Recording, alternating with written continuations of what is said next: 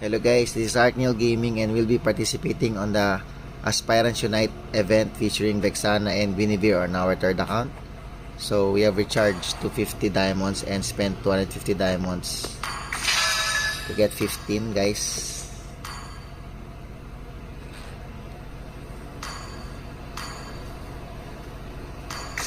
You can also get one from the, where's that?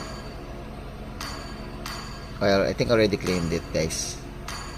Oh, here. You also get one more token here just by completing the 270 points. Okay. So maybe I'll just do the first 10 draws first, because for me drawing 10 times is better than drawing single draws.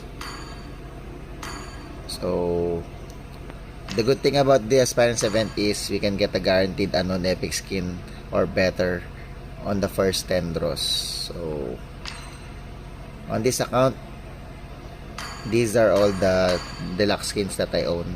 So unfortunately we don't have Harit, Harley and Rafaela skins, so you might get that. But just in case that you have all the deluxe skins, you're guaranteed a lucky box skin or even a collector if you're pretty lucky guys.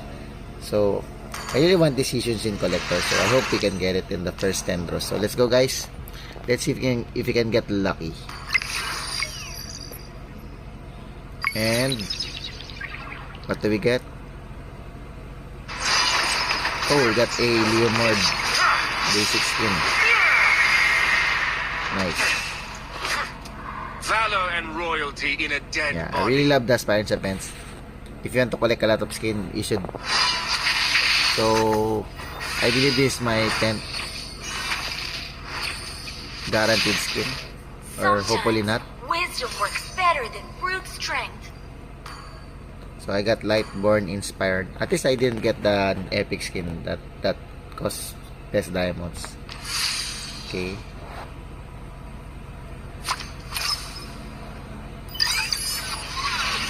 Wonder where it will drop. So it's a center drop. Okay. So I have 9 pass.